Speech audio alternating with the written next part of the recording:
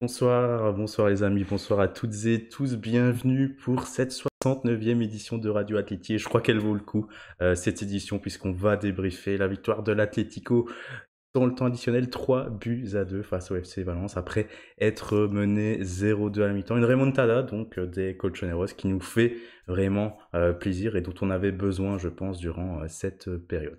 Alors voilà, comme vous voyez, on est peut-être en effectif un petit peu réduit. C'est vrai que ce mois de janvier a été assez compliqué, beaucoup de choses à faire, etc. Mais aujourd'hui, on tenait à être là. Mathieu est là et moi, on est deux, donc on va essayer de tenir ça le mieux possible pour le moment, avec aussi évidemment la participation du chat si vous êtes là. En tout cas, Mathieu, quel plaisir de te retrouver, notamment pour la radio de ce soir qui a débriefé, je pense, à un match qui restera dans l'histoire de cette saison, hein.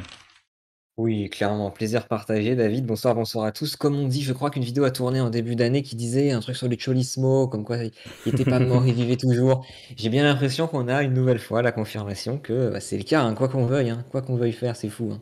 Et c'est dingue C'est parce bizarre que pour le coup. voilà, on va pouvoir peut-être parler déjà un petit peu de ça. C'est dingue que c'est quand même dans ces émotions-là qu'on comprend c'est quoi l'Atlético. C'est un petit peu les commentaires qui ressortent souvent après les matchs. On oublie un petit peu ce qui s'est passé dedans et puis on se concentre plus sur l'émotion. On dit ouais c'est ça l'Atlético parce qu'on oublie dans le chat déjà. Ça c'est l'Atléti. Et oui, bien sûr, c'est évidemment qu'on va avoir plein de choses à dire, plein d'analyses, et quand on va rentrer dans l'analyse, on va forcément un petit peu sortir de l'euphorie.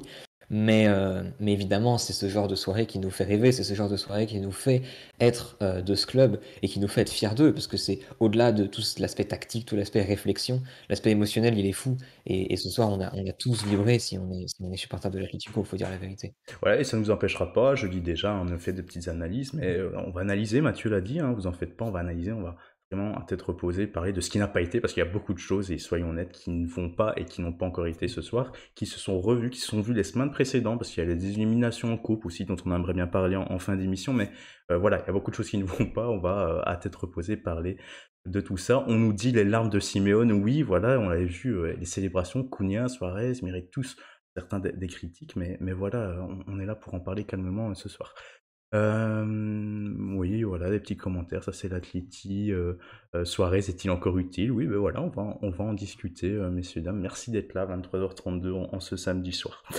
Un Euh, plaisir. Mathieu, on va commencer par la compo quand même. Rappelons quand même que Carrasco, non pas Carrasco, ce que je dis, Llorente donc est blessé, Kondogbia également, Savic revenait de blessure, donc voilà, ce sont des joueurs qu'on a vus dernièrement ces dernières semaines. Sur papier, un 4-4-2, je dis bien sur papier.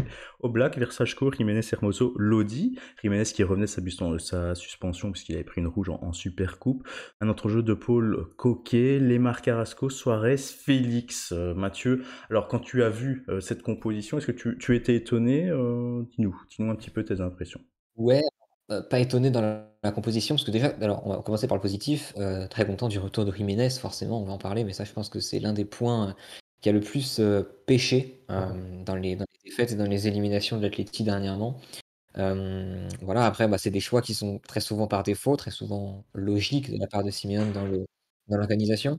Forcément, Luis Suarez, c'est un gros point d'interrogation quand tu vois que la forme notamment de Correa, hein, je vais prêcher pour ma paroisse aussi, mais Correa ou Cunha même, Hein, hein, certains nous le disent heu déjà, hein, Suarez est essentiel l'année dernière, mais cette année, Cunha mérite encore mieux, une meilleure bah, on est chance, tous d'accord hein. qu'au Ouais, bout d'un moment, ça commence à se ouais. voir, hein, même si Luis Suarez est un grand nom qui porte le numéro 9, qui nous a beaucoup aidé l'année dernière. Maintenant, autant en début de saison, on disait: «Le temps va peut-être faire son effet», mais là, Ouais, voilà, Luis Suarez ne mérite pas d'être titulaire et c'est certainement le point sur lequel on est tous d'accord ce soir au ouais. niveau de la compo. On nous dit également vivement le retour de Savic et vivement qu'on retrouve un latéral droit. Parlant de latéral droit, forcément, vous avez, je pense, lu la rumeur Daniel Vaz, donc le joueur de Valence, qui n'a pas joué aujourd'hui parce que soi-disant il avait un accord avec l'Atlético. Donc voilà, certains disent que cette semaine ils vont recruter Daniel Vaz et peut-être Ronaldo, je pense, de Lille de l'autre côté. Bref, il devra avoir des arrivées vu que c'est un secteur et une ligne défensive forcément qui est un petit peu décimée, vous le savez vous-même. Bon, une compo, Mathieu, comme on a dit, en 4-4-2 sur papier. Mais durant cette première mi-temps, on va pas trop justement analyser cette première mi-temps qui était cataclysmique, hein, il faut pas se mentir. On avait quand même l'impression qu'on jouait avec des pistons un petit peu par défaut et un petit peu, on va dire, déstructurés par rapport à qui était sur le papier, quoi. Bah, c'est ça, c'est-à-dire, en fait, l'impression de revenir à une défense à 3, un peu comme on a vu à Porto avec Verchelko, dans l'axe Mmh. finalement, axe droit et effectivement des pistons, Lodi, Carrasco, avec néanmoins un Lemar qui, je trouve, collait quand même pas mal la ligne, à certains moments et c'était un petit peu dommage que justement ça pêchait beaucoup sur l'animation. Mais on avait vraiment le sentiment qu'on était sur ce 3-5-2 sans les bénéfices et les bienfaits, je dirais, du 3-5-2, que ce soit dans la relance ou dans l'efficacité de vitesse, on va dire, offensive, notamment, quoi. Pour te dire, j'ai même écrit 5-3-2 sur ma feuille. Parce que on voyait Oui, plus un voilà. 5-3-2, Là, on défendait. c'est ça, et puis on défendait, et puis même pas défendre, parce qu'en fait, on subissait, moi, j'ai envie Oui. de te dire. Et quelle première mi-temps, hein. Je vais un peu vous lire peut-être avant de reparler. Malgré tout ça, ça sent l'Europa League quand on voit la forme, les scores que met le Betis et les points d'avance qu'ils ont, pas de Vlahovic cet été. Alors, oui, on va quand même recontextualiser. Vous parlez de concurrence sur le top 4, la victoire, c'est quand même une victoire super importante. L'Atlético sera au minimum quatrième lors de son prochain match au Barça. Parce que voilà, on est vraiment dans une course au top 4, évidemment.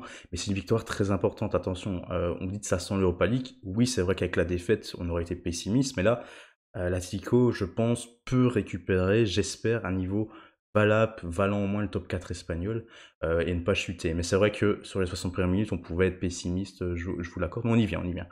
On nous demande si quelqu'un peut m'expliquer si Renildo vient pour jouer quel poste, sachant que Lodi est le back ou à gauche. Notre ami Lillois n'est pas là, mais Ronaldo serait un défenseur gauche, voilà. Oui, c'est ça, c'est un défenseur gauche.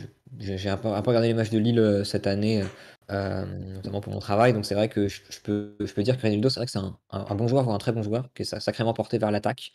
Donc un recrutement à l'Atlético est pas illogique. Après, c'est vrai que c'est un poste qui est assez fourni.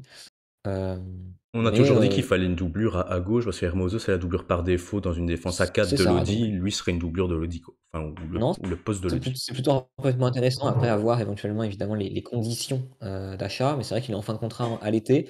Si c'est un prix raisonnable, je pense que ça peut ne pas être une mauvaise idée pour l'avenir. Il est très jeune. C'est un transfert intéressant, du moins. Alors avant de reprendre, petite analyse de Onizu Culture, un habitué, première période est à mettre aux oubliettes, la seconde période était bien meilleure, mais il faut aussi souligner que Valence a voulu jouer la sécurité en restant derrière et en profitant des comptes.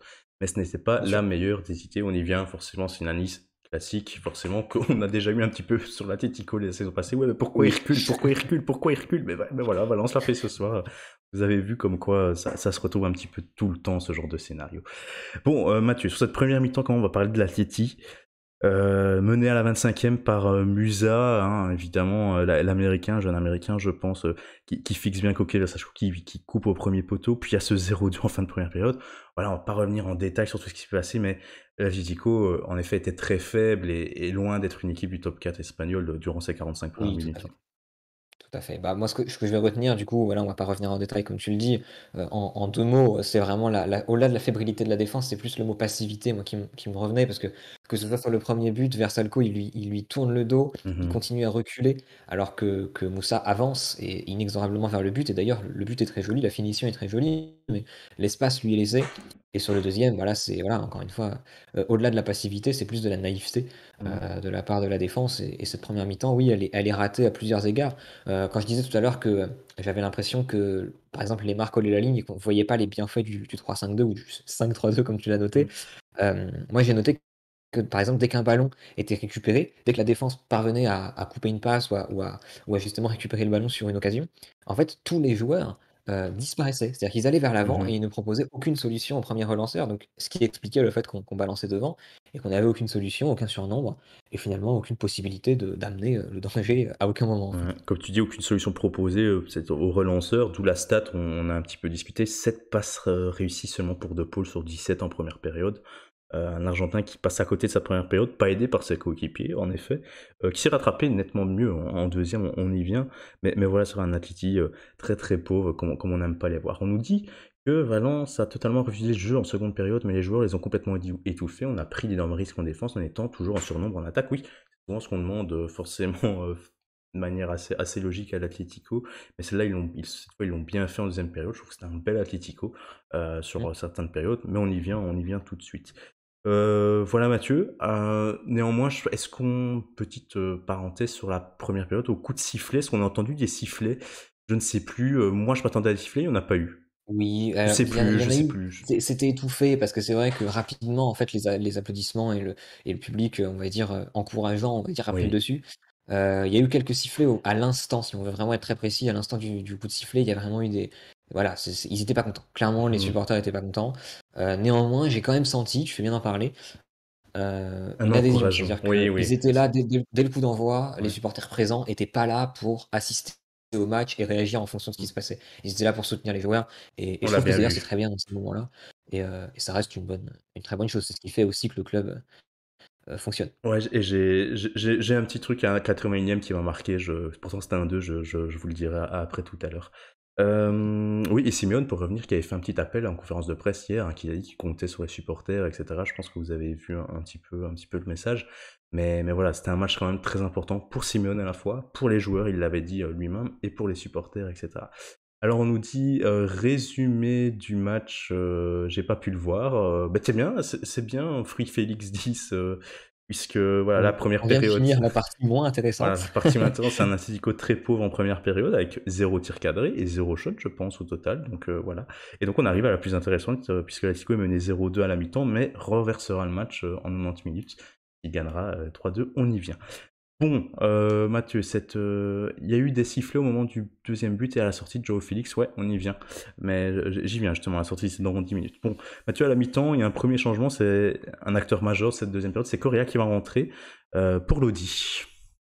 Ouais, alors, bah, je dirais que c'est presque alors ça peut paraître un peu étonnant, mais c'est vrai que c'est peut-être le seul changement qu'on comprend dans l'absolu, Mm. dans la mesure où, voilà, il fallait renforcer l'attaque, Mhm. il fallait renforcer surtout le mouvement en attaque, bon, voilà, je vais pas redévelopper Correa, mouvement en attaque, c'est Mhm. parfait, et le fait de sortir Lodi, bah, c'est très simple, tactiquement, en fait, on accepte de repasser dans un système à 4 défenseurs derrière, avec un Hermoso qui va plus coulisser sur les côtés, Mhm. et qui va apporter un style un peu différent.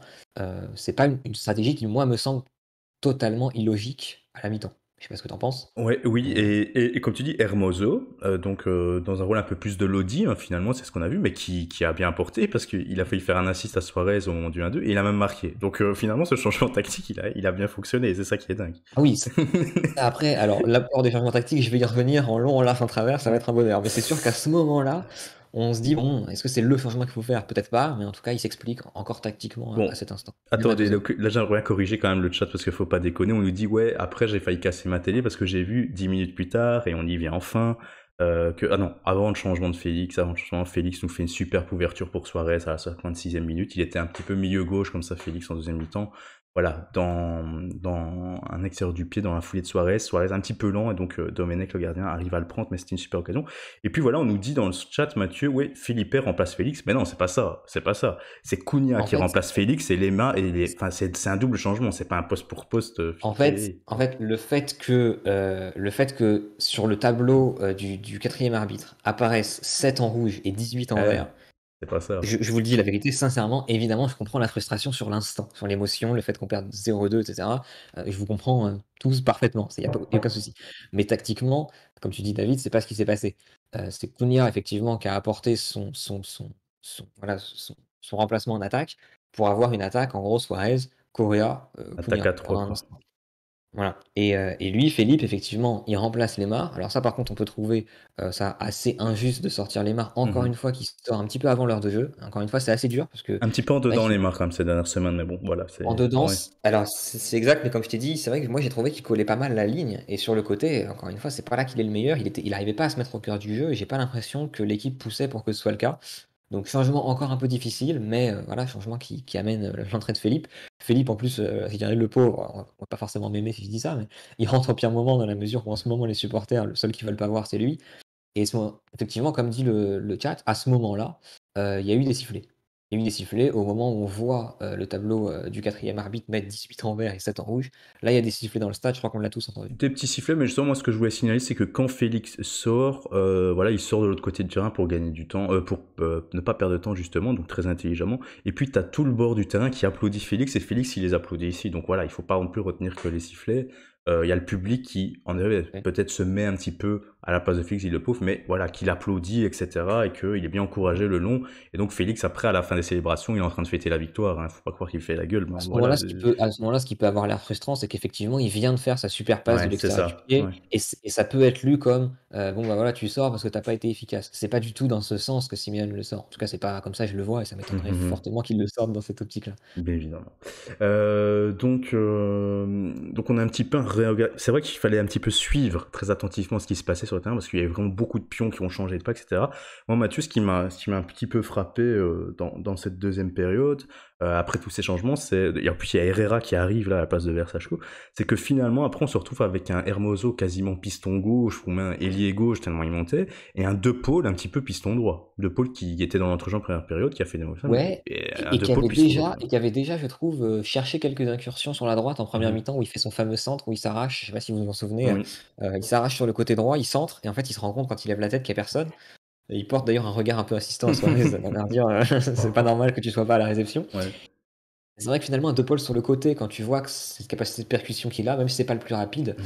bah, c'est pas complètement illogique non plus. Encore une fois, c'est pas forcément l'idéal, On se doute que mais ça aurait été ça arrive. Marco Llorente s'il avait été là, quoi. C'est juste que, voilà, ici, C'est il a fait un petit peu ce qu'il avait sur le banc et sur le c'est 11, ça. mais c'était donc De Paul qui s'apparentait à mieux à peut-être, on va dire, combler cette petite brèche d'effectifs. C'était De Paul qui a le meilleur coffre peut-être pour le faire. Bien sûr. On Timéo a est Timéo arrivé. qui nous rejoint, bonsoir. Bonsoir. Bonsoir, messieurs. T'as récupéré tes esprits, Tim, visiblement. Ouais, là, ça va, je vais être à froid. Donc, c'est toujours mieux de réagir Cool. un peu plus à tête reposée quand même. Parce que forcément, un match qui dure 90 minutes, on a tendance à s'emporter. Après 20 minutes, après 40 minutes, après 90 minutes, il faut quand même réussir à garder la tête froide, peser les pour et les contre. Et puis, du coup, je suis très content d'arriver en cours d'émission et d'arriver quand même. Mais tu arrives au bon moment, Timéo, puisque on est toujours à 0-2 et on parle des 5 changements, que Félix est sorti, etc. Donc on n'est même pas encore au 1-2. Donc voilà, Timéo, on va arriver petit à petit aux faits importants de ce match. On nous dit forcément qu'il y a des rumeurs selon As. Mais bon, voilà, selon As, évidemment, vous prenez comme vous voulez, que Félix n'a pas fêté la Oui. victoire, mais bon, voilà. On va quand même attendre avant de vérifier ces petites bêtises de clics de journalistes, hein, vous savez que ça vient, puisque je pense qu'il était aussi pointé du doigt en Euh, semaine, comme quoi... Diario As qui fait un tweet en semaine pour demander si Félix est responsable de la situation de l'Atlético en ce moment. Bon, hmm. voilà. Je pense qu'il n'y a pas besoin de développer plus Et que ça sur le donc sujet. Naï qui nous dit il a fêté la victoire puisqu'il y a des photos qui tournent en ce moment. Donc Et ben voilà, parfait. voilà. Parfait. Très bien les amis. Mathieu, on se dit quand même que l'Atlético est revenu avec de meilleures intentions. Ça c'est clair, ça s'est vu sur le terrain avec beaucoup de changements offensifs. Et finalement, c'est un petit peu dans une remontada, j'ai l'impression, ce qu'il faut, c'est un moment comme ça, une phase arrêtée, un petit peu anodine. L'Atlético qui shotait bien, je pense, les corners, Valence qui défendait pas mal, sauf sur cette 64e minute où Carrasco brosse et Cunha est à la finition. Mais en fait, c'est ça. Comme tu dis, il faut un moment important. Et l'idéal, c'est que ce moment important intervienne quand on n'y croit pas ou quand on n'est pas forcément dans un temps fort. Parce que au-delà du fait de conclure une bonne occasion, quand tu perds 0-2, il faut que ça amorce une bonne phase. Et là, ce qui est très bien, c'est que ça l'amorce parfaitement. On n'est pas forcément dans la meilleure période. On a un corner en plus. Les coups francs qui ont été, à raison d'ailleurs, très très critiqués quand c'était Carrasco qui les bottait. Mhm. Et là, pour le coup, il est nickel. Il arrive sur la tête de Cunha, ça fait but. L'attitude m'a plu. Je parle toujours de l'attitude, je crois qu'à toutes les radios, je parle de l'attitude. L'attitude m'a plu parce que on n'a pas senti que c'était allez, enfin quoi. Non, non, on a senti que c'était allez, maintenant on va mettre les deux autres. Mhm. Et, euh, et ça m'a plu. Ça m'a beaucoup plu. Et forcément, déjà que j'avais pas lâché le fait que le match était fini, ça m'a vraiment bien remis dans le truc. Et je pense que les joueurs aussi, on l'a bien vu assez rapidement après. Et puis j'ai envie de dire, Timéo, je pense que ça t'a plu, c'est la réaction de Cunha sur son but. On sent toute une rage là chez le Brésilien.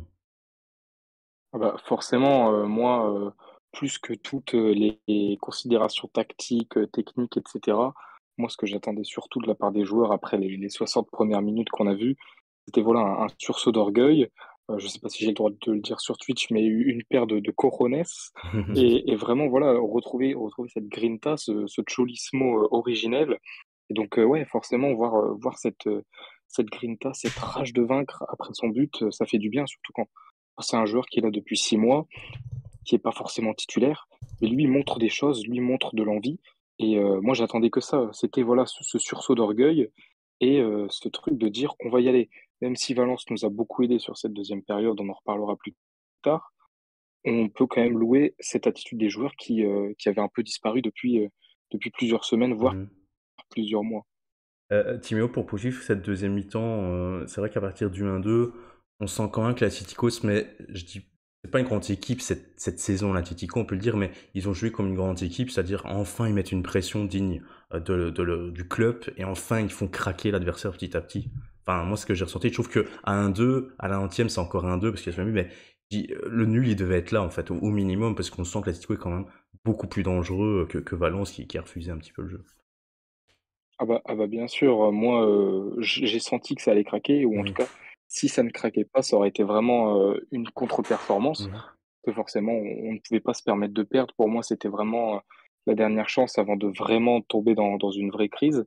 Après, comme tu l'as dit, on peut quand même remercier Valence et Bordalas, hein, bien sûr. Bordalas, moi, j'ai toujours appelé ça le Simonet de Wish, c'est-à-dire il a vraiment rien proposé, mais alors c'était le néant total en deuxième mi-temps. Oui. Aucun tir, du tout, aucun tir. Alors, oui, on peut louer la victoire, on peut louer cette envie un peu la prise d'assaut du camp de Valence, mais eux aussi en face n'ont absolument rien proposé. Donc oui, forcément, à un moment, le verrou craque.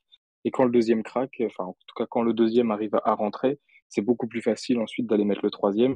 Mais oui, j'ai été content de voir cet Atlético-là, donc un Atlético revanchard qui avait envie d'aller marquer et d'aller gagner. Mais on peut quand même dire un grand merci à Valence et à Bordalas. Et moi, je vais pas te mentir que j'ai pas été, je vais aller même plus loin, j'ai pas été surpris de voir cet Atlético réaction. Parce que c'est intéressant ce que tu dis, Timéo. Ouais. Ça aurait Timéo, été il la aime bien défaite de. l'Atlético réaction, il le répète souvent de radio en radio. Mais c'est ça. Ouais. Et en fait, ça aurait été la défaite de trop, je te rejoins. Il y a de fortes chances que oui. En tout cas, aux yeux des supporters, parce que on parlera dans la direction, etc. Il y a d'autres choses qui rentrent en compte. Euh, mais là où c'est intéressant, c'est qu'on reproche aux joueurs, en tout cas, c'est vrai que ce qui est le plus reproché aux joueurs, je dis on, mais ce qui est le plus reproché aux joueurs, c'est l'attitude justement qui n'y est pas. Le fait qu'on ait le sentiment qu'ils ne soient pas concernés, le fait qu'ils n'aient pas envie de le faire. Et le fait qu'il, quel que soit l'adversaire, là effectivement, Valence nous a rendu la tâche facile en seconde période et tout, mais c'est aussi pour ça que je disais ça en début d'émission. L'émotion a pris le pas, j'ai l'impression, même chez eux. Au-delà de la considération tactique, il y a eu du dépassement de fonction. Hermoso qui va devant, qui fait des centres, qui va même marquer le troisième.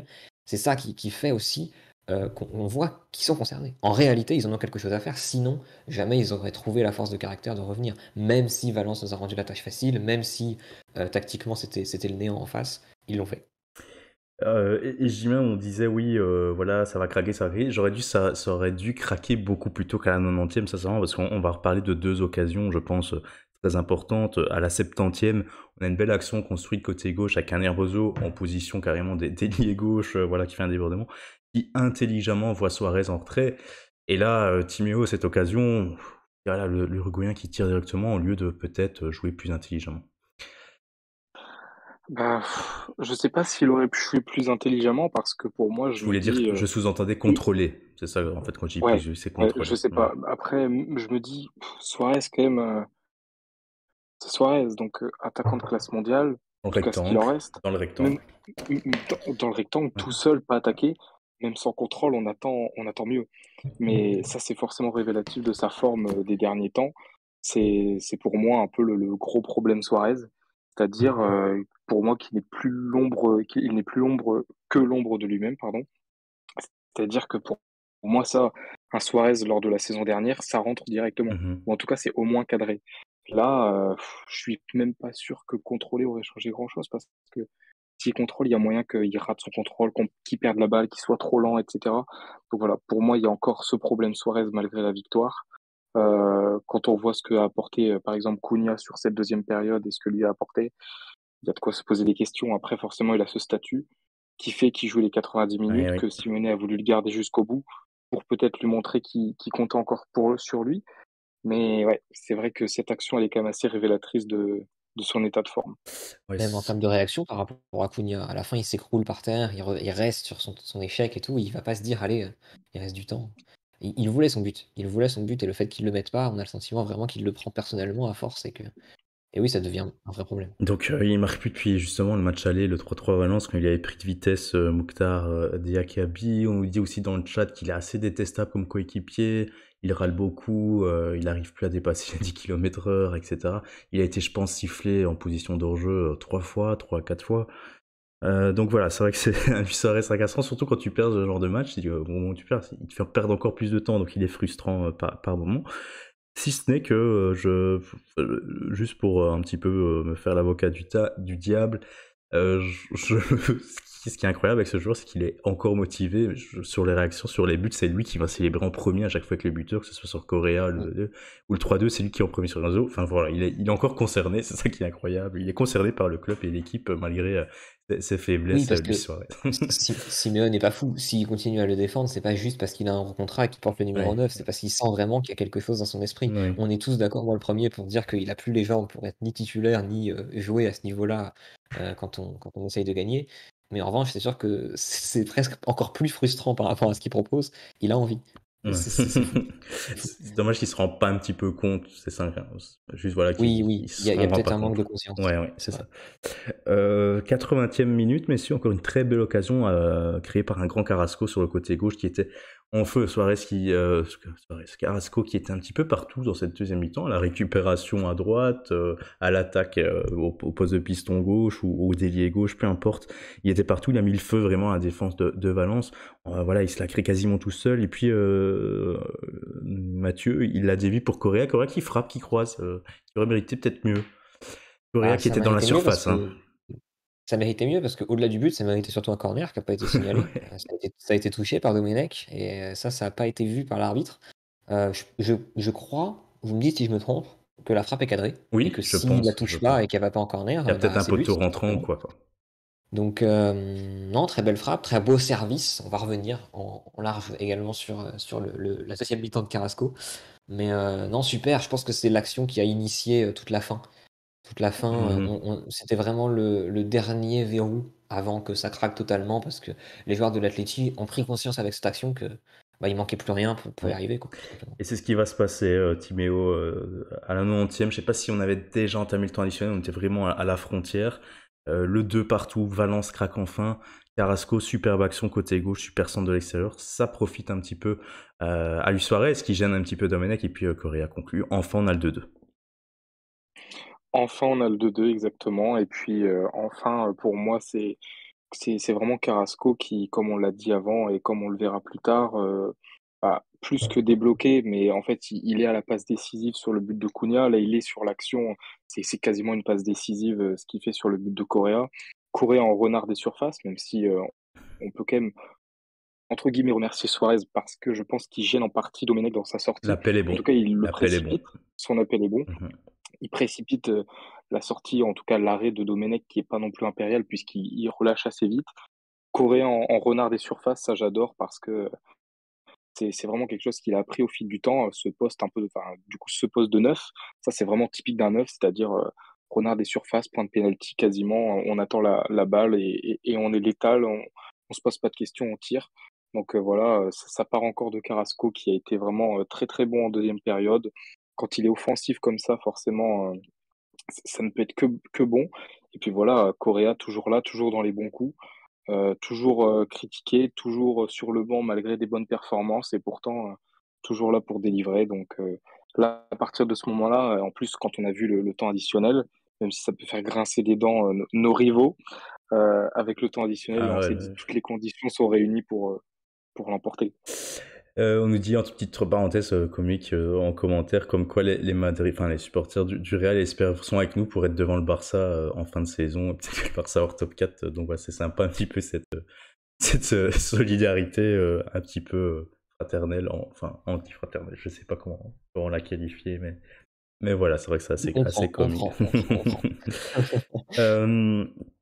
Bon Mathieu, tu vas nous faire le 3-2 parce que j'ai juste noté but Hermoso. Parce que dans l'euphorie, j'ai pas trop regardé En fait, les ralentis, tout ça, parce que je pense que ça part d'une superbe action, mais j'ai un petit peu oublié, donc là je vais devoir revoir un petit peu ce qui s'est passé, parce que je m'inquiétais, est-ce qu'il va être sifflé hors jeu ou pas, donc voilà.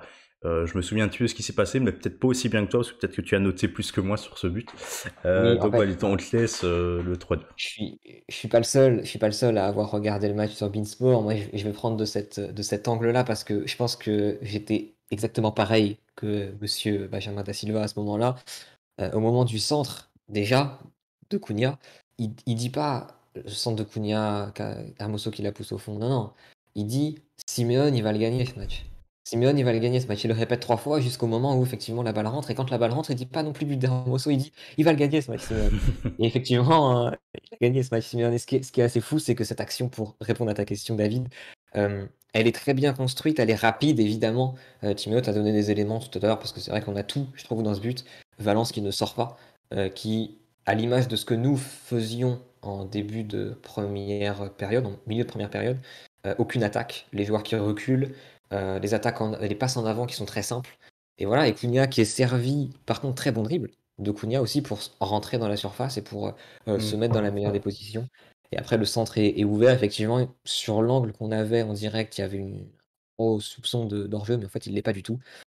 Et voilà, Hermoso qui la pousse au fond, qui va même pas célébrer comme un fou en plus, qui lève les épaules en se disant mais je vous l'avais dit. Euh, Tout ce que j'aime. Il Ce but, centre c'est un point ou il rate sa frappe, Timéo Ouais, Cunha? c'est ça aussi. J'avais envie d'en parler parce que, Faut toujours un petit peu en de plus, moi réussite aussi, dans une remontada, attention. pour avoir regardé aussi sur les commentaires de Beansport, quand Benjamin Da Silva dit ça, il va aller le gagner ce match. Moi, je m'attends à la frappe de Cunha totalement croisée, en tout cas sur le poteau gauche. Et moi, je pense que c'est voulu. En tout cas, je pense que Cunha nous a tous pris un peu à contre-pied là-dedans. On s'attendait tous à la frappe. Et même, du coup, les joueurs de Valence s'attendaient à la frappe. Et au final, on a un centre qui sort un peu de nulle part parce qu'on se dit, voilà, Cunha numéro 9 là, tu frappes. Non, il fait le bon choix, il fait le centre. Et puis là, ça montre aussi que Valence était totalement replié et que l'Atlético voulait gagner parce que on arrive à se retrouver avec Hermoso à cet endroit-là et on se dit, mais qu'est-ce qu'il fait là? Moi, quand je vois le but au début, je dis, c'est incroyable, mais quand ensuite il y a la caméra qui met Hermoso, je dis, quoi? C'est lui qui marque. Et c'est hallucinant parce que je me dis, qu'est-ce qu'il fait là, à cet endroit-là? Ensuite, il y a la célébration qui est vraiment iconique. Alors, je ne sais pas si c'est une célébration du je vous l'avais dit ou une célébration pour un peu faire taire les critiques parce qu'on sait Oui. que Hermoso ne fait pas non plus la saison de sa vie. Mais en tout cas, c'est déjà historique cette célébration. Bien, donc un 3-2, un J'ai petit tendance à peu. être comme Tim. J'ai tendance à être comme Tim. Je pense qu'il fait exprès de centrer parce que si vraiment on veut être tatillon, je crois vraiment qu'il y a un défenseur qui est devant lui. J'ai pas réussi à notifier qui c'était, Ouais. mais je pense que s'il frappe, il y a quand même une chance qu'il se fasse contrer ou que la balle soit déviée et qu'au final, ça aille même pas au bout, quoi. Donc, je pense que c'était vraiment la seule solution pour que ça fasse but.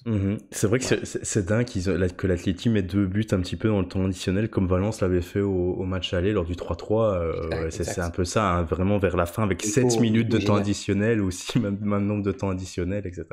Mais typiquement, c'est dingue parce que à 2-2, c'était dingue de se dire ça quand on suit l'Atlético, mais je m'étais dit, c'est écrit pour que l'Atlético gagne ce soir. Enfin, je sais pas comment vous l'avez pensé. Oui, Parce que c'est le clairement. Alors, scénario rêvé et écrit en fait. Ça, on l'a déjà vu plein de fois dans Ah le bah, football, quoi. carrément. Surtout enfin, après, voilà, c'était écrit parce que dès qu'il y a le 2-1 et qu'on voit comment joue Valence, on se dit c'est écrit. Mais après, voilà, comme on peut dire, c'est dans une remontada, il y a forcément une grosse attaque de celui qui gagne et une horrible défense de celui Mhm. qui perd. On a eu la chance d'avoir les deux. Et après, comme j'ai dit et comme je l'ai un peu répété sur Twitter, ça n'empêche pas qu'il faut savoir remettre toute chose dans son contexte et ne pas non plus se penser, en tout cas, peut-être que ça va retirer cette crise dans laquelle on est, et pour moi dans laquelle on est encore. Ça fait du bien, mais ça n'empêche qu'il faut encore tout n'est pas parfait, loin de là. j'ai pas encore donné mes tops et mes flops, t'inquiète. Je pense que ça Ouais, je va, pense ça va que réagir. ça va arriver. Bien, voilà, on nous dit quand même Cunha rate sa frappe, clairement, il a déjà prouvé plusieurs fois. Mince, ça a actualisé le chat, le truc disparaît. Ça revient. Donc on nous dit que oui, Rada, il a déjà prouvé plusieurs fois que sa technique de frappe n'est pas parfaite, mais très bonne rentrée avec beaucoup d'énergie, Grinta. Voilà, donc on va osciller donc entre le centre On saura volontaire jamais. et le centre On saura volontaire jamais. et le tir à moitié raté. Bref, voilà, on oscillera. Mais bref, voilà, il y a toujours des petits comme ça moments peut-être écrits réussis dans une remontada. C'était le cas ce soir. Bien, voilà pour la partie débrief du match. On va passer au top et au flop maintenant d'Atlético Valence. Voilà, je rappelle juste, donc le top, le flop, c'est parti. Je rappelle juste, peut-être qu'en débat, on va sans doute parler, sauf si ça revient en dehors de l'émission, globalement des deux éliminations quand même, pour revenir un tout petit peu sur l'actualité des coupes, Supercoupe et Coupe, globalement, ce qui nous a déplu, etc. On va quand même en parler parce que voilà, forcément, ça faisait partie du mois de janvier dont on n'a pas pu discuter. On y vient en fin d'émission. Bref, top, flop. Mathieu, je pense qu'on va peut-être parler du top, puisque c'est une victoire positive et importante pour l'Atleti. On t'écoute. Alors, Je prends un peu ma respiration parce Mm. que tant que je suis encore en vie, Moi, je bois un c'est verre. un peu compliqué. Je bois un peu d'eau. Tu peux. En top, je vais tout simplement citer les changements et la deuxième mi-temps effectuée non pas par l'équipe, mais par Diego Pablo Simeone, qui est sous le feu des critiques. Donc mon top, hein, pour bien l'énoncer, c'est les changements de Simeone en seconde période, à commencer par le premier. Euh, Donc, Si on Correa pour regarde bien, il Lodi, fait premier rentrer, changement. c'est Correa ça, Lodi. il fait rentrer Correa qui effectivement va être à l'origine, en tout cas pas à l'origine, à la conclusion, pardon, du but menant à l'égalisation. Cunha, qui rentre également, qui lui va marquer le but du 2-1 et qui va être à la passe décisive sur Hermoso. Et même l'entrée de Felipe, qui finalement a pour conséquence, comme je disais tout à l'heure, le fait de mettre Hermoso sur le côté et donc de l'obliger à faire du dépassement de fonction, qui finalement se retrouve au but grâce finalement à cette liberté qui lui est laissée d'une certaine manière sur la fin. Euh, Tactiquement, moi j'ai tendance à dire qu'on a été gagné ce match. Valence a sa part de responsabilité comme dans toute partie de football, mais on a été gagné ce match. On nous a rendu la tâche facile peut-être, mais n'empêche que les joueurs l'ont fait, les joueurs ont marqué les 3 buts, ils auraient très bien pu rater l'occasion. Euh, donc Simeone, j'ai presque failli dire Simeone dans son intégralité, évidemment la première mi-temps, et les choix tactiques du coup d'envoi m'en ont empêché. Euh, mais encore une fois, chapeau de Cholo pour la réaction. Voilà. Bien. Timéo, on est d'accord avec Mathieu ou pas? Pour la réaction, il a bien Euh, dit. Hein. Ah, oui, mais oui, moi, je peux même vraiment. être encore voilà, plus létal, enfin, comment dire, plus extrême, mais je sais qu'on va pas être d'accord, donc c'est ça aussi qui est intéressant. Je suis d'accord avec la réaction. Après, dire que je suis d'accord avec en mettant les changements de Simeone comme étant un top, je n'irai pas jusque-là. Parce que voilà, on a vu à un moment un Lemar quasiment piston défenseur gauche, un De Paul piston droit, un Félix qui pourtant n'était pas mauvais sortir. Mais après, ce que je peux louer à Simeone, c'est d'avoir fait rentrer Cunha et Correa qui ont débloqué le match. Donc, d'une certaine manière, on peut lui louer ça. Même si pour moi, c'est pas une victoire du Cholo, c'est une défaite de C'est là qu'on Bordalas n'est pas et d'accord. une belle réaction des joueurs. C'est là qu'on n'est pas d'accord. Mais pour moi, vraiment, Valence, c'est s'aborder ce match. Alors, oui, on est très content de la victoire. Et moi, j'ai adoré la réaction d'orgueil des joueurs. Et je pense que le coach peut aider à cette réaction d'orgueil par son attitude sur le terrain, etc. Après, tactiquement, c'était pas compliqué. Parce que quand tu as une équipe de Valence qui est comme ça, je pense que si c'était quelqu'un d'autre sur le banc, ça aurait pu avoir le même scénario. Alors, dans mes tops, moi, je vais juste plutôt me baser sur un joueur, c'est sur Carrasco. D'une certaine manière, on peut dire que Cholo a sa responsabilité dans ce repositionnement, mais il a aussi sa responsabilité dans le fait de l'avoir fait jouer un peu plus Bien défensif, sûr. en tout cas sur toute cette saison et sur la saison dernière. Parce que voilà, aujourd'hui, on a vu que un Carrasco offensif, c'est excellent. En tout cas, quand il en fait pas trop, quand il n'abuse pas sur les dribbles ou sur les gris-gris, quand il n'est pas trop personnel, c'est un joueur avec une qualité de passe, de percussion et de dribble excellente. Donc moi, c'est vraiment mon top du match avec Cunha et Correa, comme j'ai dit, qui font débloquer le match par leur entrée en jeu. Mais voilà, moi je retiendrai surtout la deuxième période de Carrasco, très offensif et vraiment très utile, qui, grâce à son corner, fait sonner la révolte. C'était un Carrasco quand même monstrueux, on va dire, en mode premier tour allez, de la saison passée quand même. C'était le patron sur tout le côté gauche durant la deuxième période. Un Carrasco vraiment avec un physique incroyable puisqu'il revenait parfois en reconversion défensive. Euh, ça, c'est Loris qui me fait rire dans le chat. En parlant de Carrasco, l'Euro de futsal, ça c'est du vrai sport. Bref, Il est en il est en forme, progression. Loris, ce soir. Il est en forme. Vous inquiétez Euh, pas. mais voilà, dans Carrasco, vraiment un patron sur le côté gauche. Et même quand il arrive à faire la différence comme ça entre les hommes dans les triples que lui seul peut faire, voilà, c'est vrai que c'est normal, je pense, de le mettre dans le top. Non, je suis content que tu m'aies cité parce qu'évidemment, moi Ouais, je parle des changements de Simeone parce que évidemment je voulais les mettre en avant. Euh, mais évidemment, en termes de joueurs, tu as bien raison, c'est le joueur qui a ouais. débloqué, c'est le joueur du résultat. Et je pense que ça fait du bien à tout le monde, évidemment, surtout à lui, que enfin il pèse sur cette attaque et enfin il soit au niveau qu'on attend de lui demain. Ouais. C'est ça. Et c'est ça que je pensais juste après le match. Il sera absent, n'oubliez pas, contre Manchester United. Je sais pas, un ou deux matchs, l'aller ou le retour, ou les deux. Ah non, l'aller ou les deux, puisque forcément c'est un ou deux matchs en fonction de son expulsion à Porto. Donc ça, on ne sait pas encore, mais voilà, au moins il sera pas là au match aller. Et ça, c'est déjà une perte forcément avec un si grand Carrasco. Carrasco qui est sorti hein, sur un coup direct. Oui, on n'a pas parlé un petit peu. Timo, tu parles de Valence, mais c'est vrai qu'au niveau des coups directs, Valence et des fautes, encore une consigne peut-être de Bordalas. On sait très bien, souvenez-vous, d'un match, le premier match de Joao Félix avec ce fameux dribble à Titico Retafe où Retafe a un exclu après quelques minutes. Mais voilà, j'avais l'impression de revoir ça, c'était que des fautes. Je trouve que Bordalas, voilà, il a fait des bons résultats et des bonnes perfs avec Retafe dans sa carrière, mais là, ça commence vraiment à être exagéré. Le nombre de fautes, Mathieu, ou de temps perdu par le joueur de Valence, c'était un petit peu désespérant parfois. Ça faisait pitié, Totalement. ça faisait Là, pitié, quoi. moi, Ouais. franchement, j'ai presque envie de dire qu'on a vu chez Valence ce soir ce que la plupart de la twittosphère croit que l'Atlético est réellement. Voilà, c'est ça, Voilà. c'est ça. Et ça, je dirais, c'est dommage. Presque pas, parce que c'est dommage pour le spectacle. Après, si des non-supporters ont vu ce match, tant mieux, ils ont vu la vérité. Mhm. On demande si ça va quand même Carrasco. Moi, je pense que c'est un coup direct et par précaution à la tête, il sort.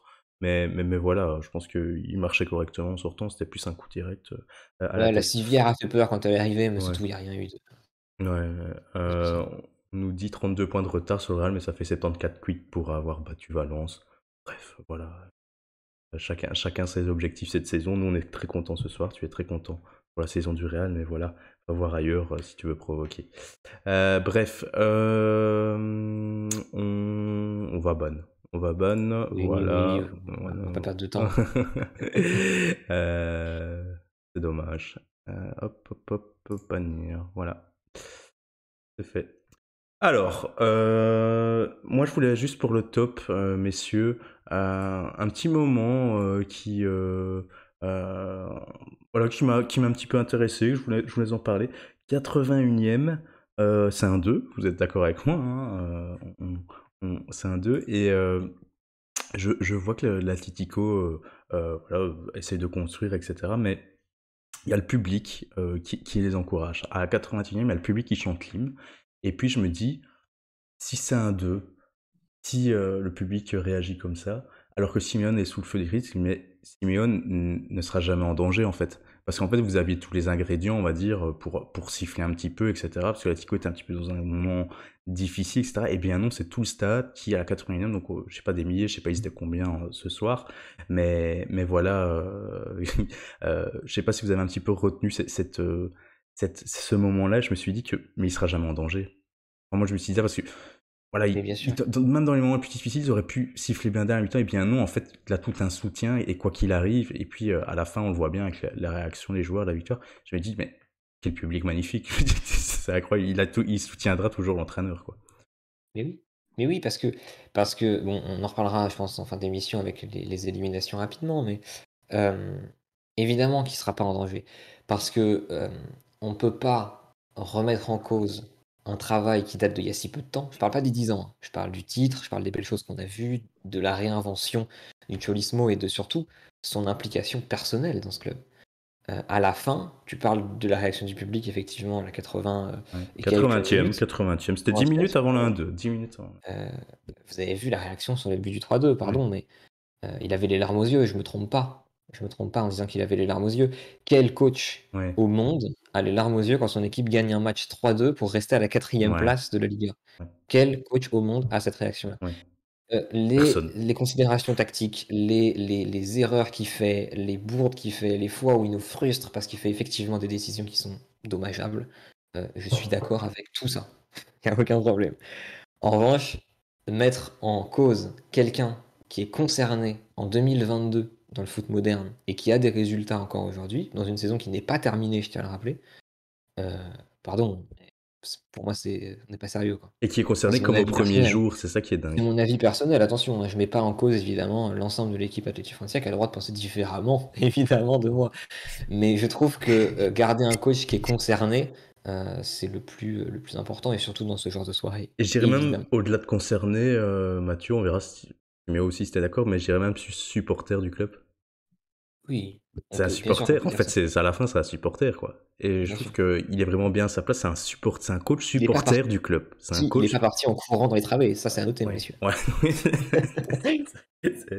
Non, mais moi, c'est vrai, c'est ça qui me charmera toujours, c'est qu'il est supporter du club, peut-être avant d'être entraîneur. Je sais pas si vous partagez ça ou pas, mais pour moi, c'est un supporter. tout à fait. Et je trouve que c'est authentique d'avoir ça sur le banc, quoi. Parce que quel club, quel entraîneur est supporter du club qui l'entraîne? Et Témoigner, il y en a pas, il y en a pas. moi, j'ai Il y en pas a l'impression que pas. ça existe. Il y en a Alors, encore pas. une fois, c'est pas parce qu'on dit ça, parce que je sais très bien hein, ce que Oui, ça mais peut oui. amener, c'est pas parce qu'on dit ça qu'on l'idolâtre ou qu'on imagine qu'il est là à vie, qu'on ne voit pas les erreurs et ce qui ne va pas. On va en parler après avec les éliminations. Évidemment qu'il y a des choses qui vont pas, évidemment qu'il y a des fois, on s'arrache les cheveux parce qu'on aimerait voir mieux, parce que moi, mon avis qui n'engage que moi, encore une fois, c'est euh, patience. On l'a déjà vu, on sait qu'il y a d'autres choses dans ce club qui rentrent en ligne de mire. Et voilà. Et pour moi, les discussions de changement d'entraîneur, au-delà du fait d'être irréaliste dans la mesure où c'est même pas quelque chose qui est prévu par la direction, c'est juste pas sérieux, quoi. Voilà, c'est tout. C'est tout. Bien, voilà pour les tops, je pense. Allez, les flops du match. Timéo, peut-être, pour commencer, pour enchaîner. Très compliqué. Moi, je pense que, enfin, plutôt que On peut dire première mi-temps et passer sur la suite, hein. C'est vrai que la première voilà, mi-temps. c'est ça. Moi, je pense que plutôt que d'aller tacler un joueur Ouais. ou un autre, dire que par exemple Léo Black fait pas forcément le meilleur arrêt de sa vie, enfin en tout cas le meilleur plongeon de sa vie sur les buts, ou que la défense est catastrophique sur les deux buts, que Versalchko est pas incroyable. Pour moi, c'est plutôt un naufrage collectif ces 60 premières minutes, que ce soit tant au niveau de toute l'équipe qui ne montre pas l'envie, qui ne montre pas ce qu'on attend d'elle, c'est-à-dire un match à domicile, les Scudettos, les 75 ans du club. Il faut se reprendre après des prestations catastrophiques, qui ne montrent pas cette envie-là. Il y a le coach qui n'a pas forcément grand-chose, qui n'a pas forcément fait grand-chose pour améliorer l'équipe entre le match de la Real Sociedad et ce match-là, parce que pour moi, les problèmes qu'on a vus et qu'on voyait depuis des semaines ont été les mêmes pendant la première mi-temps et jusqu'au but du 2-1. Donc voilà, pour moi, c'était totalement un naufrage collectif et c'est ça le vrai flop. Le vrai flop de la partie, c'est tout ce moment-là, toutes ces 60 minutes où la tuitosphère s'est déchaînée et en vrai, a raison. Parce que qui aurait pu imaginer à la 60e qu'on gagnerait 3-2 quand ça faisait 2-0 et vu le visage montré, vu les changements qui ont été faits, c'était très complexe. Au final, ça a été fait et Dieu merci, mais voilà, Mais c'est forcément, vrai qu'on parle de la première mi-temps qui est répétitive, hein, cette première mi-temps, on la connaît, on sait bien c'est quoi cette théorie de la première mi-temps, on l'a déjà vue. Maintenant, est-ce que, avec beaucoup de recul, est-ce que il faut s'étonner? Est-ce que l'Atlético 2021-2022, c'est ma question, saura mettre un jour du rythme? Je ne pense pas. Donc moi je pense que sincèrement, ces premiers temps, il faut pas s'en satisfaire, c'est sûr, mais il faut s'y habituer. Est-ce qu'il faut pas, du coup, maintenant, des événements un peu dramatiques, comme on l'a vu face à Liverpool, très vite mené, puis on réagit bien. Comme aujourd'hui, mené 0-2, on réagit bien. Comme à Porto, petit détail corner, puis on résiste comme des malades, et puis un compte d'enfer. Est-ce que c'est pas ça qu'il faut pour voir un Atlético 2021-2022 satisfaisant? Moi, c'est mon optique, c'est-à-dire que maintenant, je ne m'attends plus rien de l'Atlético à un 0-0. Ils arrivent pas à mettre le en rythme, fait, c'est tout. Ils tu aimes arrivent pas. souffrir, David. Vraiment, je loue ça. Non, Tu aimes oui, souffrir. oui. Tu as envie d'une crise cardiaque. C'est génial. Non, mais le truc, c'est que je m'attends, ils sont pas capables, cette saison 2021-2022, Voilà. de mettre un rythme et d'imposer quelque chose à un 0-0. Ils ne sont pas capables. Là, Bah, c'est comme sûr tu l'as que. dit au début. Enfin, Vas-y, moi, vas-y, vas-y. je vais laisser finir après Mathieu, mais moi, je l'ai toujours dit et je le dis toujours, cet Atlético de 2021-2022, c'est un Atlético à réaction. C'est un Atlético plus que diesel, parce qu'un diesel, ça prend du temps à se chauffer. C'est un Atlético qui attend d'être mené, d'être au pied du mur et d'être très mauvais pour tenter quelque chose. Parfois, c'est trop tard et du coup, on perd. Parfois, on a le temps et l'équipe en face nous aide bien et on arrive à revenir. Mais faudrait qu'on me redise une fois où on mène au score en dehors de Vallecano, qui avait beaucoup de Covid, et Mayada Honda, qui est une des trois, où on mène au score, on gagne, on fait une prestation aboutie, ou en tout cas, on n'a pas peur, et on n'est jamais inquiété. Pour moi, c'est contre le Betis, la dernière vraie prestation, où voilà, on sort quelque chose d'assez abouti. Donc, ouais, un Atlético réaction. Après, est-ce qu'on peut vraiment s'en satisfaire? On peut se dire que oui, voilà, ça va être comme ça jusqu'au bout de la saison, mais Je c'est pense c'est que pas non plus oui. ce que je préfère, quoi. Non, mais alors, moi, c'est là, en fait, je crois que c'est là vraiment qu'on a, d'une certaine manière, ce désaccord qui est super intéressant d'ailleurs, parce que je pense que c'est pas être, comment dire, Ne pas être fataliste ou capable. quoi. En fait, c'est pas être fataliste de dire que l'Atlético de Madrid qui domine, qui maîtrise son sujet de la première à la 90e minute, il faut pas oublier que l'an passé, quand on est champion d'Espagne, ça n'existe pas plus. Mhm. Des matchs où l'Atlético de Madrid, champion d'Espagne 2020-2021, a été dominateur de la première à la 90e minute sans se faire peur ou sans faire des énormes folies défensives qui menaient normalement à des buts adverses, il y en a eu plein. C'est juste que l'année dernière, on a eu une réussite qui était insolente sur la 50 première points. partie de saison. 50 points, c'est un... On a eu, mais même des fois contre Valence. Rappelons-nous contre Valence, l'adversaire qu'on a eu ce soir. Le match aller contre Valence Ah l'année oui, dernière, l'année du titre, on gagne 0-1. C'est insolent. C'est insolent parce qu'on mérite 10 fois de perdre ce match. Et en fait, l'Atlético de Madrid, si on veut voir une équipe dans laquelle t'as pas peur, dans laquelle tu crains pas à un moment donné d'être mené ou quoi, euh, c'est pas réaliste. C'est pas réaliste parce que cette équipe, malheureusement, elle est faite. Cette image, je disais, t'as souffrir, David. Presque, elle est faite pour ça. On en parle souvent en off, nous, mais c'est trop. ouais. C'est trop à quel point c'est souvent le cas. Et en fait, on se rend compte que l'Atleti doit passer voilà, par ces étapes-là, tout simplement. Quel que soit l'adversaire, quel que soit le scénario, quel que soit le contexte, l'Atlético aura du mal. Moi, je reste sur cette analyse-là. Allez, on nous dit peut-être un commentaire de Koun hein, qui nous avait fait un long commentaire que je vais lire évidemment avec plaisir, un petit peu sur cette ambiance, voilà c'est Salatico. Donc, mais il nous dit c'est logique pour les moins jeunes et ceux qui ont été là avant l'arrivée de Simeone. Rappelez-vous de ce que le club faisait. On a eu une période sympa grâce à Quique Sanchez Flores, donc c'est même lui en effet qui remporte la première Europa League en 2010 et Aguirre, mais sinon ça a souvent été de la souffrance et quelques moments de joie sur quelques gros matchs. Cholo, malgré tous les défauts qu'il peut avoir, je pense qu'aucun autre entraîneur pourra nous faire revivre toutes ces émotions et les soirées de folie qu'on a pu vivre.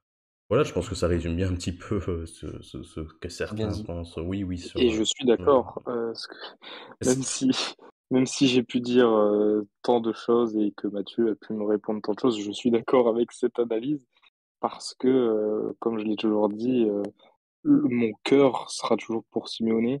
Et Simeone, j'ai toujours dit que je le considérais comme mon deuxième père. Il y a eu parfois le cœur qui parle et la raison qui parle. Et parfois, on n'est pas forcément toujours très rationnel.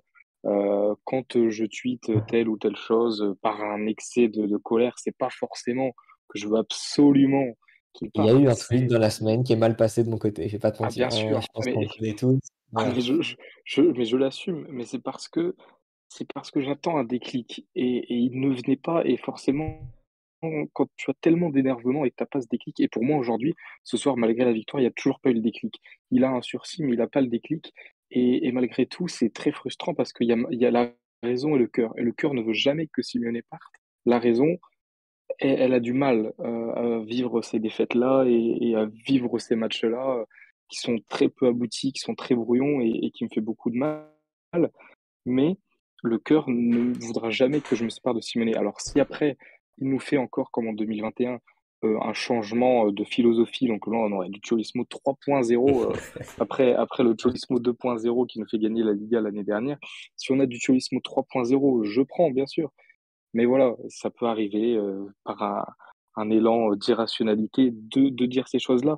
Et moi, je ne suis pas anti-pro Simeone. Je comprends les avis de chacun. Franchement, ceux qui veulent qu'on se sépare de Simeone, je peux pas leur en vouloir, même si, comme tu l'as dit, j'ai du mal à voir l'Atlético sans Simeone, tout en me disant que qu'est-ce que ça pourrait donner. C'est très compliqué comme, Je euh, je me permets comme une analogie situation dans parce ma que tête. pour préciser ma pensée, je ne suis pas pour un Diego Simeone à vie ou quoi que ce soit parce que évidemment, je l'ai toujours défendu bec et ongle, quelle que soit la situation, quel que soit l'endroit auquel le club était, au classement, tout ce que tu veux. Euh, je vais faire une analogie très très rapide, sans dépasser. Euh, Dans une entreprise, quelle qu'elle soit, communication, ce que vous voulez, euh, vous faites une année où vous pétez les scores. Donc l'analogie, c'est champion de Liga l'année dernière. Mhm. L'année suivante, vous avez un concurrent qui est meilleur que vous n'y arrivez pas, bref, vous ne réussissez pas à la concurrence, vos chiffres baissent. Est-ce que vous virez votre équipe qui a été performante l'année dernière? Est-ce que vous virez le manager qui a permis ces résultats l'année dernière? Ou est-ce que vous vous posez 5 minutes, vous réfléchissez, vous attendez que l'orage passe et vous espérez que l'année suivante, ce sera mieux? vous faites la deuxième option dans toutes les entreprises du monde entier. Même si les rendements à court terme sont nécessaires, même si les objectifs, que ce soit pour une entreprise ou pour un club de foot, sont nécessaires, tu ne vires pas ni ton manager ni ton équipe qui a fait des bons résultats l'année dernière ou qui est encore capable d'en faire par moment. Tu réfléchis, tu te poses et tu vas voir comment modifier, que ce soit à court terme, c'est-à-dire cette saison, ou que ce soit à moyen, long terme, c'est-à-dire sur l'année prochaine. Éventuellement, on accepte que cette année soit moins bonne pour peut-être repartir de l'avant l'année prochaine. Dans aucune entreprise du monde, tu vires tout le monde. Ça n'existe pas, nulle part. Mhm. Voilà. C'est juste l'analogie que je voulais choisir, on va dire, pour expliquer Ouais, mais c'est bien. la rationalité.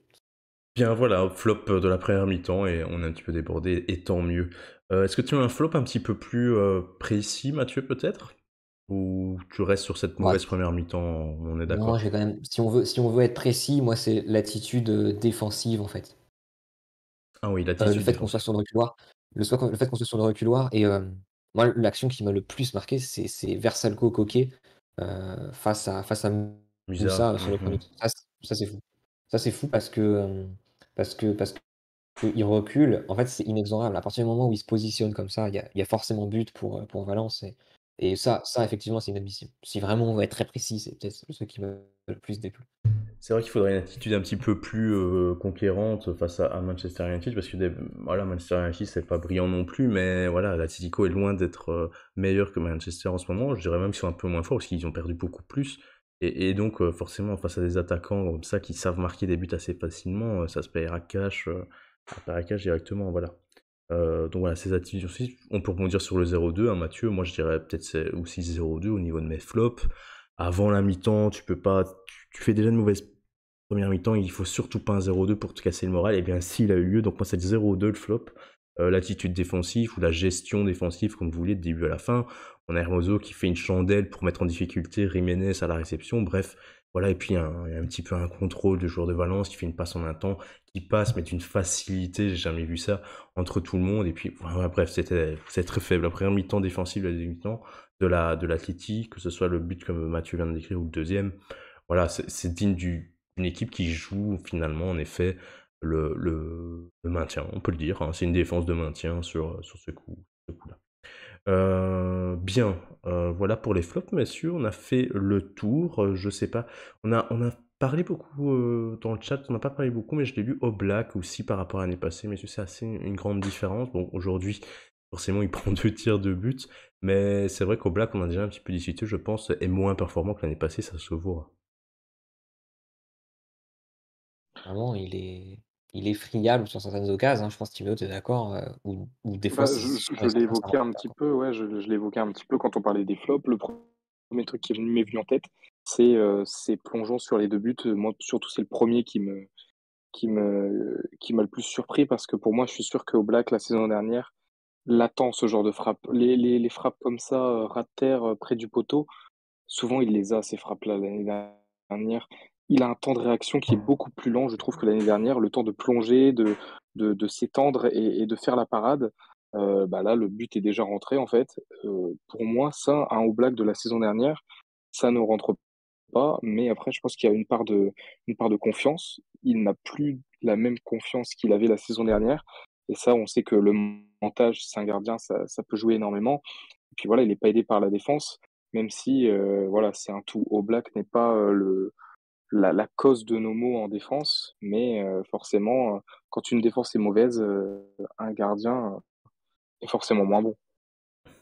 Bien, voilà, j'espère qu'on va retrouver un grand Black avec Savic, Jiménez devant lui. Voilà, on espère.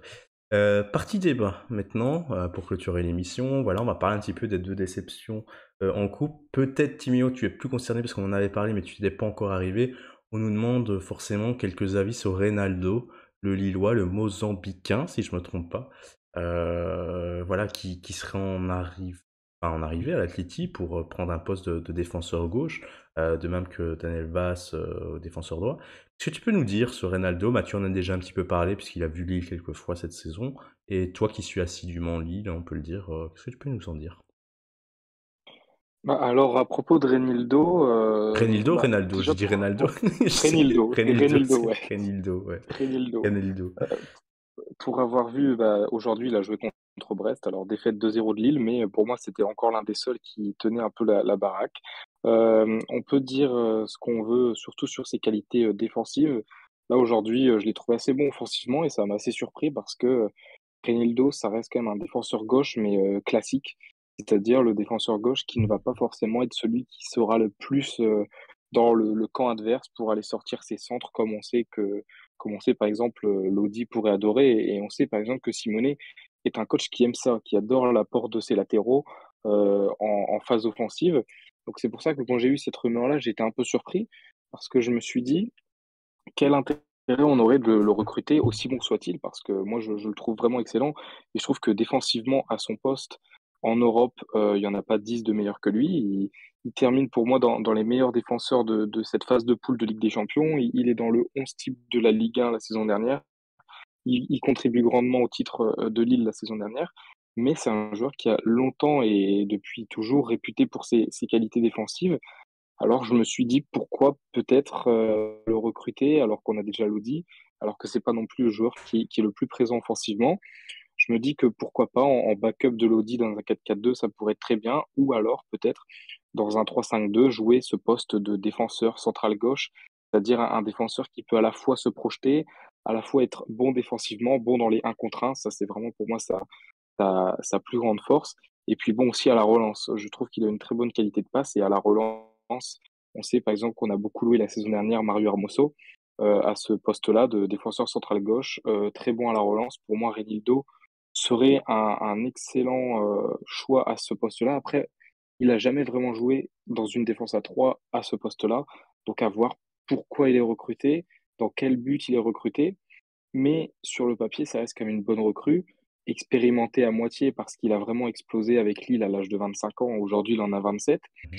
Mais pour moi, au vu du prix, parce que après, ça dépend s'il est signé en janvier, ça nous fera des indemnités, mais il sera libre cet été.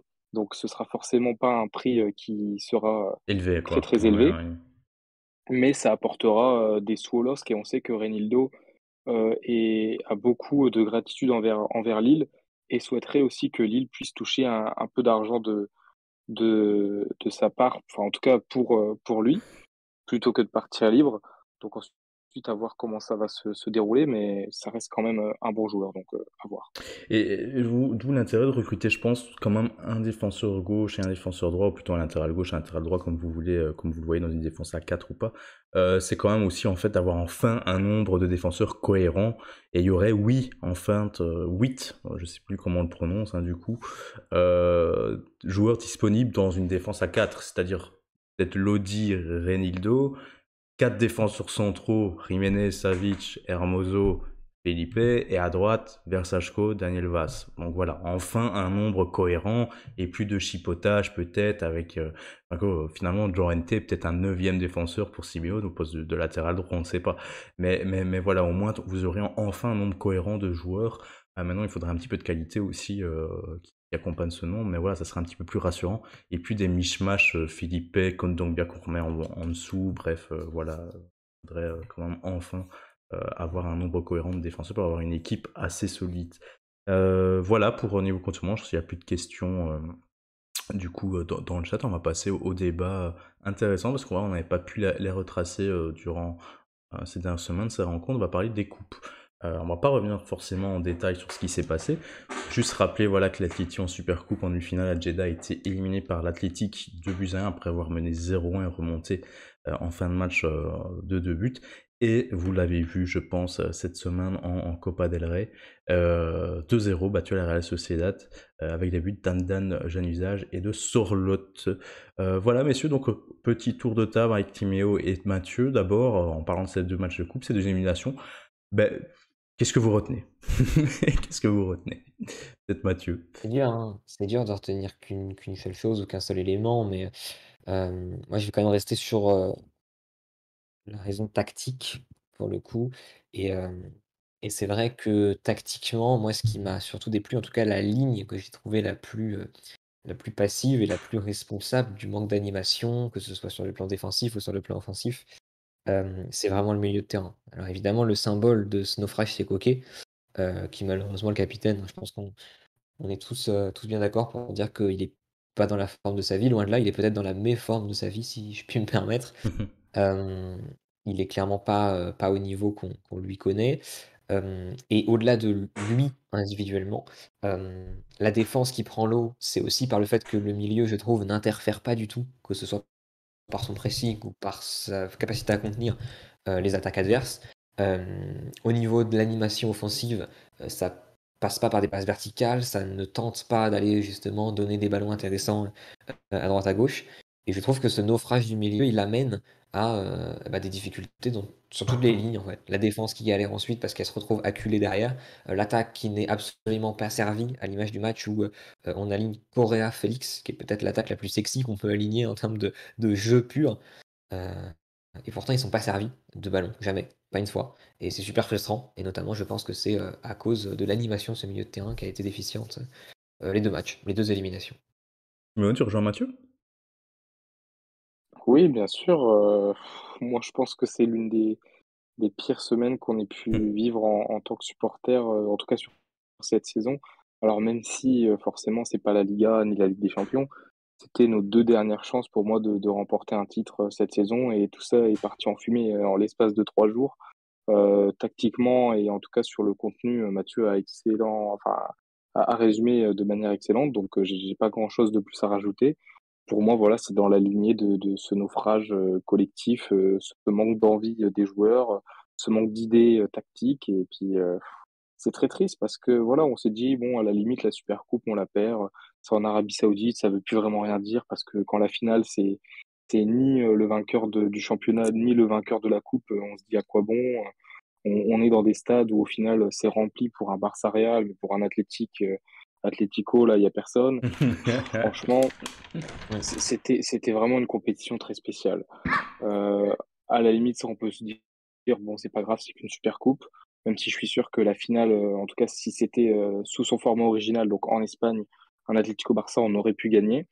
Mais ensuite, pour moi, le plus triste, c'est ce match en Coupe du Oui, Roi. je pense qu'on est tous Parce que d'accord pour moi, là-dessus.